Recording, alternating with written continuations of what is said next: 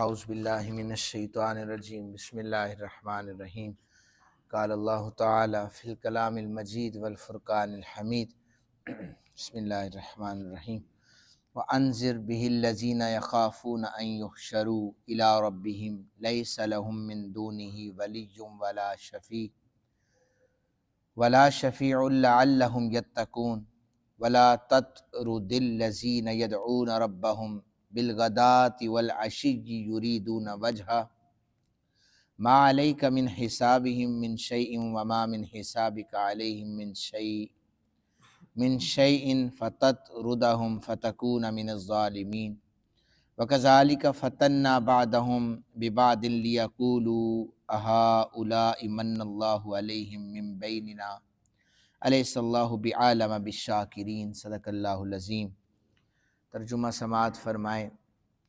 اللہ رب ذوالجلال ارشاد فرماتے ہیں، اس قرآن کے ساتھ ان لوگوں کو ڈرائیے جو اپنے رب کی طرف جمع کیے جانے سے ڈرتے ہیں، حالانکہ اللہ کے سوا ان کا کوئی مددگار ہوگا اور نہ ہی کوئی شفاعت کرنے والا۔ ان کو ڈرائیے تاکہ وہ متقی ہو جائیں۔ ان مسکین مسلمانوں کو دور نہ کیجیے جو صبح و شام اپنے رب کی عبادت کرتے رہتے ہیں، حالانکہ وہ اس کی رضا جوئی کرتے ہیں۔ ان کا حساب بالکل آپ کے ذمہ نہیں ہے، آپ کا حساب ان کے ذمہ نہیں ہے۔ پس اگر بالفرض آپ نے ان کو دور کر دیا، آپ غیر منصفوں سے ہو جائیں گے۔ اسی طرح ہم نے ان میں سے بعض کو بعض کے سبب آزمائش میں مبتلا کیا تاکہ انجام کار جو مالدار کافر ہیں یہ کہیں کہ کیا ہم میں سے یہی وہ لوگ ہیں جن پر اللہ نے احسان کیا ہے؟ اے کافرو، کیا اللہ شکر گزاروں کو خوب جاننے والا نہیں ہے؟ اس سے پہلے والی جو آیات تھی وہ رسول اللہ صلی اللہ علیہ وسلم یا اللہ کے رسولوں کے بشارت دینے کے حوالے سے تھی، ڈرانے والا بنا کر بھیجا گیا اس حوالے سے تھی۔ اس آیت میں فرمایا کہ ان لوگوں کو ڈرائیے جو اپنے رب کی طرف جمع کیے جانے سے ڈرتے ہیں۔ مفسرین کرام نے اس کی کئی تفاسیر کی، لیکن ایک میں آپ حضرات کے سامنے رکھتا ہوں۔ انہوں نے کہا کہ اس تفسیر سے مراد جو ہے مسلمان ہے، اور معنی یہ ہے ان مسلمانوں کو ڈرائیے جو اپنے رب کی طرف جمع ہونے سے ڈرتے ہیں تاکہ یہ متقی ہو جائیں۔ اصل میں مسلمان جو ہے وہ اللہ کی رحمت پر اس کا یقین تو ہے، لیکن یہ اتنا پختہ ہے کہ یہ کہتا ہے کہ میں گناہ بھی کرتا ہوں، نیکیاں بھی کرتا ہوں، کوئی ایک کام ہے اللہ کو پسند آ گیا، پھر بخشا جاؤں گا، تھوڑے دن نمازیں پڑھ لیے۔ اب جیسے آپ اگر احادیث پڑھیں، سیرت صحابہ پڑھیں، جن لوگوں کو جنت کی بشارتیں دی گئی وہ پھر بھی استغفار کرتے تھے۔ ہمارا آج کا مسلمان جو ہے وہ اس دور میں اگر ایک رمضان کی نمازیں پڑھ لے تو وہ پھولے نہیں سماتا، اور حج یا عمرہ کر لے تو پھر تو بات ہی اس سے اوپر چلی جاتی ہے۔ تو مسلمان جو ہے وہ تھوڑی تھوڑی چیزوں پر جو ہے اپنا عقیدہ نظریہ بنا لیتا ہے۔ فرمایا یہ اللہ کے سامنے تو جانے سے ڈرتے ہیں، تو انہیں ڈرائیے، قرآن پڑھ کے انہیں ڈرائیے تاکہ یہ اپنا کام کاج نہ چھوڑیں۔ اب جیسے رسول اللہ صلی اللہ علیہ وسلم نے فرمایا کہ میں یعنی اولاد آدم کا سردار ہوں اور جنت کا مالک ہوں، نبی پاک صلی اللہ علیہ وسلم اللہ کے محبوب بھی ہیں، لیکن فرمایا سب سے زیادہ استغفار کرنے والا میں خود ہوں۔ اور اسی طرح دیگر جو عشرہ مبشرہ ہم نام اکثر لیتے ہیں، عشرہ مبشرہ کا یہ مطلب ہے 10 وہ صحابی جنہیں دنیا میں رہتے ہوئے جنت کی بشارت عطا فرمائی گئی۔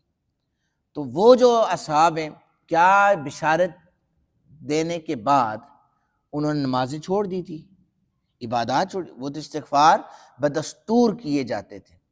فرمایا یہ اللہ کے سامنے جو پیش ہونے سے ڈرتے ہیں، انہیں اور ڈرائیے یہ جو مسلمان ہیں تاکہ یہ متقی اور پرہیزگار بن جائیں۔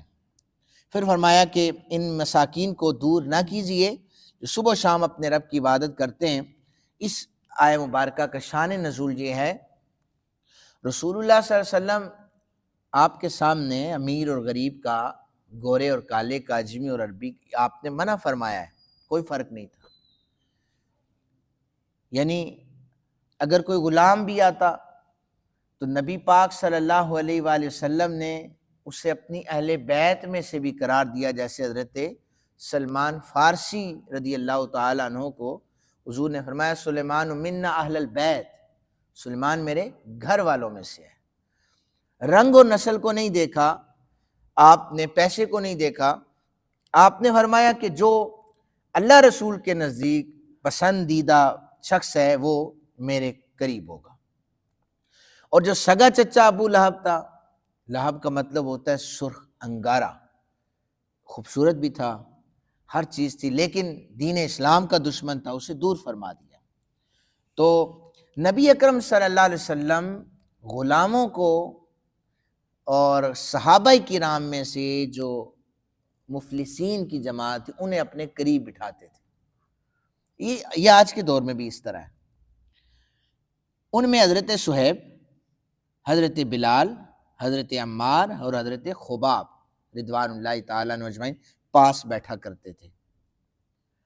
ہمیں بھی اکثر، آپ اپنی بات کر رہا ہوں، ہم کسی کے پاس رکے تو دوسرا کہتا ہے کہ آپ کا رتبہ بڑا ہے، آپ ان کے پاس نہ کھڑے۔ میں نے کہا کیا ہے ہمارا رتبہ، آپ بتائیں نا ہمیں۔ اللہ کے نزدیک تو یہ رتبے اس طرح تو نہیں تھوڑی ملتے ہیں کہ ہمیں مسجد کا خطیب بن گئے تو ہمارا رتبہ کوئی بہت زیادہ بلند ہو جائے گا۔ ہاں، ادب اور محبت اپنی جگہ پر ہے۔ ہو سکتا ہے کہ مسجد سے جو خلوص دل کے ساتھ ایک تنکا ہٹا دے، اللہ اس کی یہ چیز پوری کر لے اور ہمارا یہاں پر تبلیغیں کرنا رائے گاہ چلا جائے۔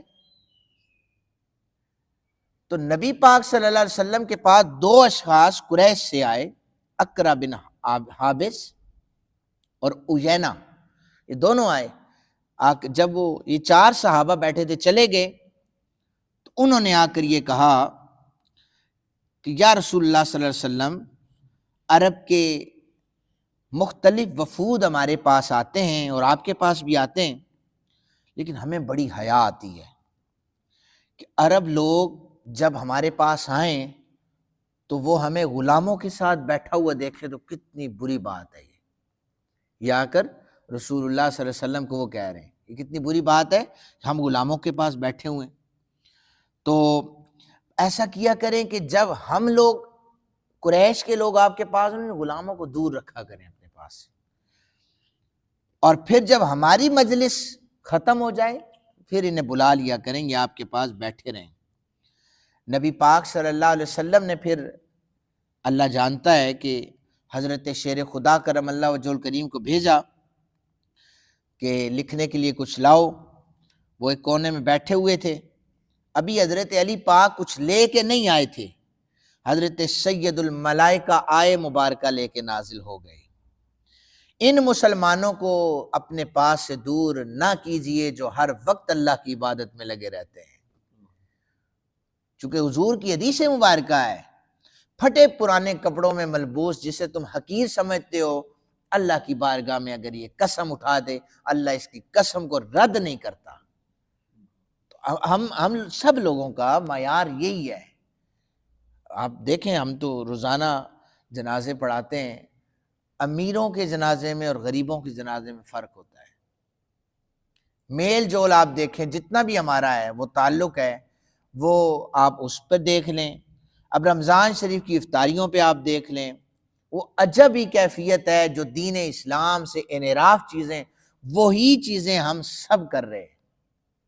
اگر میں کہیں پہ غلط ہوں تو مجھے بتائیے گا، ہمارا جو درس ہوتا ہے یہ تبلیغ یہی ہے کہ میں اپنی اصلاح کروں، آپ کی اصلاح، آپ میری اصلاح کریں۔ یہ معاشرہ ہے، اس سوسائٹی میں رہتے ہوئے ہر ایک کا فرض بنتا ہے کہ وہ دوسرے کی اصلاح کرے۔